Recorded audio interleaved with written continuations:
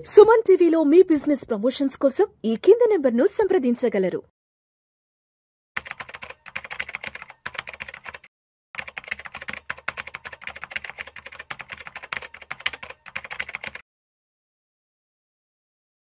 నమస్తే, welcome to Vishnu talks. నేను విష్ణు, ప్రస్తుతంతో పాటు stock market analyst SG Harsha ఉన్నారు. వారితో మాట్లాడదాం. నమస్తే హర్ష. నమస్తే. ఎస్ హర్ష, ఇవాళ మార్కెట్ క్లోజింగ్ ఎక్కడో చూద్దాము. 25 నవంబర్ ట్యూస్డే, మంగళవారం ఇవాళ. నిఫ్టీ విషయానికి వస్తే 74 పాయింట్ల నష్టంతో 25,884 వద్ద క్లోజ్ అయింది. సెన్సెక్స్ విషయానికి వస్తే 313 పాయింట్ల నష్టంతో 84,587 వద్ద క్లోజ్ అయింది. ఇవాళ సెన్సెక్స్ విషయానికి వస్తే దాదాపు హయ్యెస్ట్ 500 పాయింట్లు కింద పడి మళ్ళా మధ్యాహ్నానికి రికవర్ అయ్యి మార్కెట్ క్లోజింగ్ అప్పటికి 313 పాయింట్ల లెవెల్కి వచ్చి ఆగింది. ఏంటి ఇవాళ మార్కెట్లో ఇంత ఫాల్ చూడడానికి ఎటువంటి కారణాలు దీని వెనక ఉన్నాయంటారు? సో లాంగ్ టర్మ్లో లాస్ట్ ఇయర్ సెప్టెంబర్ 2024 ఎప్పుడైతే market all time high peak ఇచ్చిందో, ఇప్పుడు ఆల్మోస్ట్ నిఫ్టీ చూస్తే ఆల్మోస్ట్ ఆ పీక్ లెవెల్లోనే ఉంది. 1 ఇయర్గా మార్కెట్ ఎందుకు పర్ఫామ్ చేయలేదంటే సింగిల్ బిగ్గెస్ట్ రీజన్ ఎఫ్ఐఐస్ డబ్బులు వెనక్కి తీస్తారు ఇండియా నుంచి. ఎందుకు డబ్బులు తీసారని మనం ఆల్రెడీ చాలాసార్లు డిస్కస్ చేసాం. అయితే ఇప్పుడు మళ్ళీ మార్కెట్ అక్కడి నుంచి పుష్ అప్ అవ్వాలంటే మళ్ళీ ఎఫ్ఐఎస్ తిరిగి వచ్చి ఇన్వెస్ట్ చేస్తే తప్పితే మార్కెట్ మళ్ళీ నెక్స్ట్ లెవెల్కి వెళ్ళడానికి స్కోప్ తక్కువ. అల్టిమేట్గా మార్కెట్లో మేజర్ ఫోర్సెస్ చూస్తే ఒకటి ఎఫ్ఐఎస్, ఇంకోటి డిఐఎస్, ఇంకోటి మన normal retail investors. FIs, DIs వల్ల మార్కెట్ మూవ్మెంట్స్ చాలా స్ట్రాంగ్గా ఉంటాయి. లాస్ట్ ఇయర్ నుంచి ఏవైతే ఎఫ్ఐఎస్ అమ్ముతున్నారో డిఐఎస్ కొంటూ ఉన్నారు. వీళ్ళు కొంటూ ఉండడం వల్ల వాళ్ళు అమ్మేసేది వీళ్ళు కొనడం, ఈ రెండు ఈక్వల్గా అయిపోయి మార్కెట్ అదే లెవెల్ ఆగిపోయింది. మళ్ళీ పైకి వెళ్ళాలంటే ఏంటి, ఇద్దరు కలిసి మాకు కావాలని ఇద్దరు కొంటే తప్పితే అప్వర్డ్ మూమెంట్ ఇంకా రాదు మార్కెట్కి, రైట్? సో ఆ లిక్విడిటీ ఇష్యూ, కోర్ ఇష్యూ వచ్చి దీన్ని మనం అంతా కలిపి అనుకోవాల్సింది.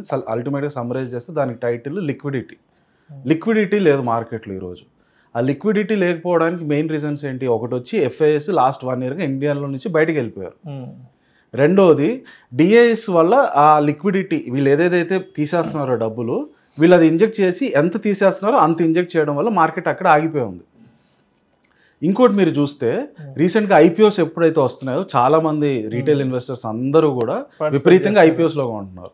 వాళ్ళందరూ అంత పెద్ద డబ్బులతో ఐపీఓస్లో ఇన్వెస్ట్ చేసేస్తే సెకండరీ మార్కెట్లో నార్మల్గా రీటైల్ ఇన్వెస్టర్స్ నుంచి రావాల్సిన డబ్బులు కూడా కొంచెం తగ్గిపోతుంది. సో ఇటు రీటైల్ ఇన్వెస్టర్స్ నుంచి కూడా ఆ లిక్విడిటీ లేదు. ఇప్పుడు మళ్ళీ మార్కెట్లో మరి లిక్విడిటీ ఎలా రావాలి, మళ్ళీ మూమెంట్ రావడానికి లిక్విడిటీ ఎలా వస్తుందని అంటే మళ్ళీ ఎఫ్ఐఎస్ తిరిగి రావాలి.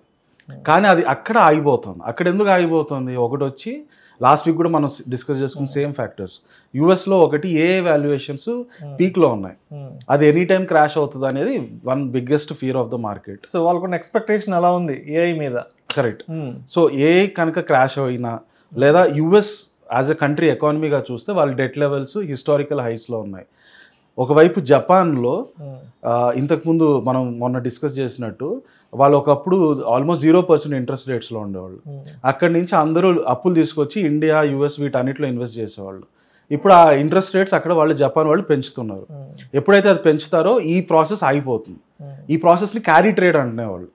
క్యారీ ట్రేడ్ అనే పదం యూజ్ చేసేవాళ్ళు. అంటే ఏంటంటే ప్రపంచంలో ఇన్వెస్టర్లు అందరూ జపాన్లో అప్పులు తీసుకొచ్చి మిగతా స్టాక్ మార్కెట్లో ఇన్వెస్ట్ చేయడం. అయితే ఇప్పుడు ఆ క్యారీ ట్రేడ్ అనేది ఇట్ విల్ అన్వైండ్ అంటున్నారు. అన్వైండ్ అంటే ఇండియన్ మార్కెట్స్, యుఎస్ మార్కెట్స్లో నుంచి వీళ్ళ స్టాక్స్ అమ్మేసి ఆ డబ్బులు తీసుకెళ్ళి జపాన్లో ఏవైతే అప్పులు తీసుకొచ్చారో అవి రిటర్న్ కట్టేస్తారు. సో ఆ లిక్విడిటీ కూడా అక్కడ డ్రై అప్ అయిపోతుంది.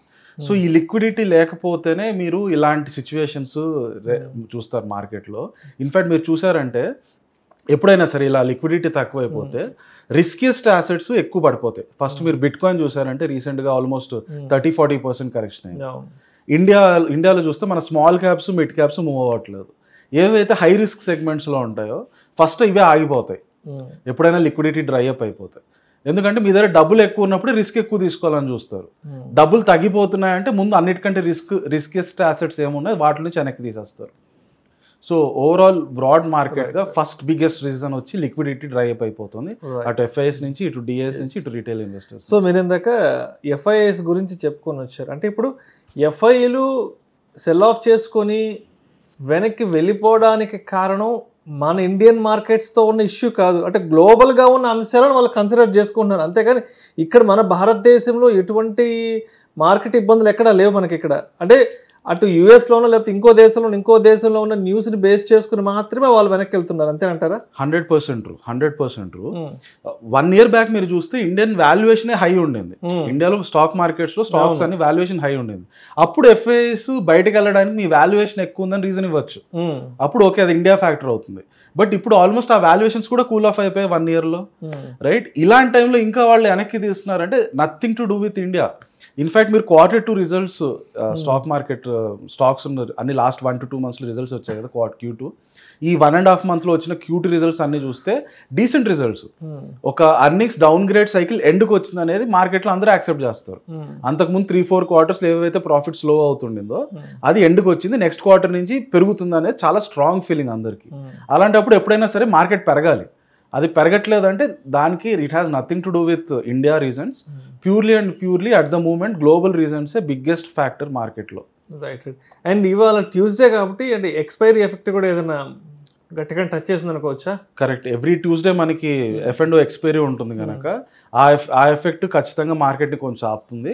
అదేవిధంగా ఈ రోజు పర్టికులర్గా ఈ మంత్లీ ఎక్స్పైరీ కూడా అవుతుంది కనుక ఆ ఎఫెక్ట్ కూడా డెఫినెట్గా ఉంటుంది. బట్ అది మీరు తీసేసినా కూడా మీరు last 1 to 2 weeks overall market చూస్తే సైడ్ వేస్ ట్రెండే కనిపిస్తుంది. సో పర్టికులర్గా ఈ రోజు ఓకే F&O ఎక్స్పైరీ అయిపోతుంది కనుక అదొక ఫ్యాక్టర్గా చెప్పొచ్చు. బట్ ఓవరాల్ కొంచెం బ్రాడర్గా వస్తే F&O expiry is 1 day factor. బ్రాడర్గా చూస్తే మేజర్ ఫ్యాక్టర్ లిక్విడిటీ లేదు మార్కెట్లో. దానివల్లే మీరు చాలా మంది చూసారంటే మా నిఫ్టీ ఏమో ఆల్ టైమ్ హైలో ఉంది, మా పోర్ట్ఫోలియోస్ ఏమో ఆల్ టైమ్ లోలో ఉందని అంటున్నారు. ఎవరికి మిడ్ క్యాప్స్ స్మాల్ క్యాప్స్లో ఉండే stocks పెరగకపోవట్లేదు.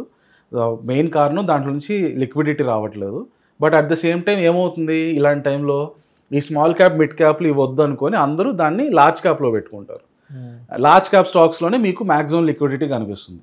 And me index Nifty కానీ సెన్సెక్స్ కానీ ఏంటి అది లార్జ్ క్యాప్లో ఉండే టాప్ 30-50 స్టాక్స్ మాత్రమే కనుక మీకు నిఫ్టీ ఏమో ఆల్ టైమ్ హై వచ్చేసింది. మిడ్ క్యాప్ స్మాల్ క్యాప్ మాత్రం ఎటువంటి మూమెంట్స్ చూపించట్లేదు. అండ్ అదేవిధంగా ఏఐ బబుల్కి సంబంధించి కూడా వార్తలు చాలా ప్రముఖంగా వినిపిస్తున్నాయి. ఏఐ బబుల్ అనేది మార్కెట్స్ని కంప్లీట్గా టచ్ చేస్తున్నాయి అంటూ కూడా ప్రతిరోజు మనం వార్తలు చూస్తున్నాం. సో ఇప్పుడు అంటే ఓవరాల్గా ఏఐ అనేది ఒక మేజర్ రోల్ క్రియేట్ చేసింది మార్కెట్ ఫాల్కి సంబంధించి. సో దీని గురించి మీ కామెంట్ ఏంటి? So entire US economy are even US stock market ఈరోజు 7 కంపెనీస్ మీద నించో ఉంది. మ్యాగ్నిఫిషెంట్ 7 కంపెనీస్ అని అంటారు. ఇవన్నీ వరల్డ్లో ఉన్న top tech companies, Amazon, Google, Nvidia, Tesla, alphabet, Microsoft. Only ఈ కంపెనీస్ 7 కంపెనీస్ మొత్తం యుఎస్ స్టాక్ మార్కెట్ ఈరోజు నిలబెడుతున్నాయి. ఎంత నిలబెడుతున్నాయి అంటే ఈ 7 కంపెనీస్ మార్కెట్ క్యాప్ మీరు చూస్తే ఓవరాల్ యుఎస్ స్టాక్స్లో ఉన్న మార్కెట్ క్యాప్లో 40-45% మార్కెట్ క్యాప్ జస్ట్ ఈ 7 కంపెనీస్లో ఉంది. మిగతా 500-1000 కంపెనీస్ అన్ని కలిపితే మిగతా 50%. ఒక 7 కంపెనీస్ ఒక సైడ్, మిగతా 1000 కంపెనీలను ఒక సైడ్ ఉంది. సో అంత స్ట్రాంగ్గా నించోబెడుతున్నాయి. వీటిలో ఏ మాత్రం చిన్న ప్రాబ్లం వచ్చినా, చిన్న షేక్ వచ్చినా మొత్తం యుఎస్ స్టాక్ మార్కెట్ కొలాప్స్ అవ్వడానికి ప్రాబబిలిటీ చాలా హైగా ఉంది. సో మీరు ఎప్పుడైనా సరే ఖచ్చితంగా రేపు ఎల్లుండి అవుతుంది, టైమింగ్ అయితే చెప్పలేరు. బట్ రేపు ఎల్లుండి ఏ రిస్క్ ఫ్యాక్టర్స్ ఉన్నాయి, ఏ అప్వర్డ్ మూవ్మెంట్ ఫ్యాక్టర్స్ ఉన్నాయని చూసుకుంటే ఇవాళ ఉన్న మార్కెట్ సిచ్యువేషన్లో రాబోయే రోజుల్లో రిస్క్ ఫ్యాక్టర్స్ చాలా ఎక్కువ ఉంది. ఆ మేజర్ రిస్క్ ఫ్యాక్టర్ రావడం అనేది ఏ వాల్యుయేషన్స్. దాంట్లో పొరపాటున ఒక కంపెనీ క్వార్టర్లీ రిజల్ట్స్ కానీ ఏమైనా తేడా వచ్చినా, లేదా వాళ్ళ ప్రాజెక్ట్స్ ఏదన్నా తప్పుగా వెళ్ళి రాబోయే కాలంలో ఆశించినన్ని ప్రాఫిట్స్ రాదు అని అన్న ఫీలింగ్ వచ్చినా ఇమ్మీడియట్గా ఆ కొలాప్స్ అవుతుంది. ఆ 7 కంపెనీస్ కొలాప్స్, అక్కడి నుంచి యుఎస్ మార్కెటే బ్రాడర్గా కొలాప్స్, దాని ఎఫెక్ట్ వల్ల ఇండియా కొలాప్స్, స్టాక్ మార్కెట్లో కొంత కరెక్షన్ రావడం అనేది ద ప్రాబబిలిటీ ఆఫ్ ఇది అవ్వడం అనేది నెక్స్ట్ రాబోయే 6 months to 1 yearలో చాలా ఎక్కువ ఉంది. Okay, right. సో ఈ కరెక్షన్ నెక్స్ట్ 6 months to 1 yearలో 100% వస్తుంది నా అంచనా ప్రకారం. మీరు ఎటువంటి ఎక్స్పర్ట్స్ తీసుకున్నా మార్కెట్లో మిగతా ఎక్స్పర్ట్స్ అట్లీస్ట్ అందరూ ఒప్పుకునేది ఏంటంటే ఈ రావడానికి రిస్క్ చాలా ఎక్కువ ఉందని అయితే అందరూ ఒప్పుకుంటారు.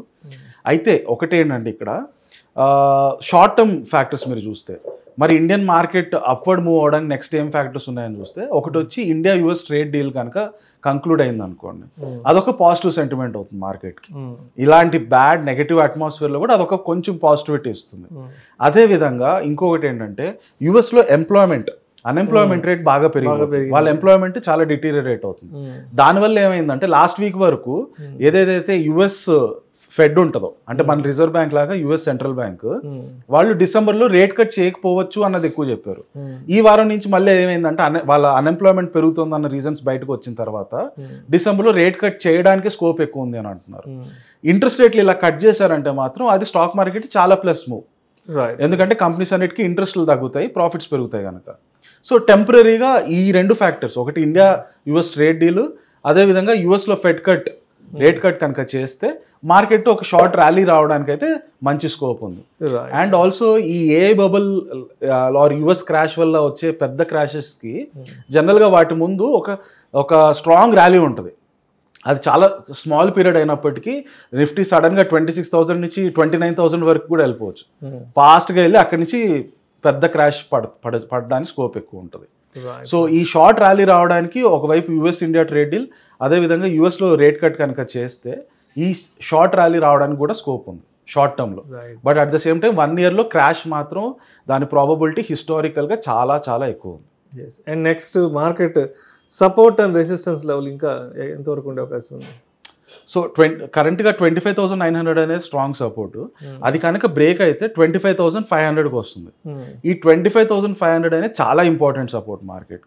ఒకవేళ అది కనుక క్రాస్ అయిందని అంటే మాత్రం పెద్ద డేంజర్ వస్తున్నట్టు సిగ్నల్ వస్తుంది. బట్ మోస్ట్ లైక్లీ రాకపోవచ్చు.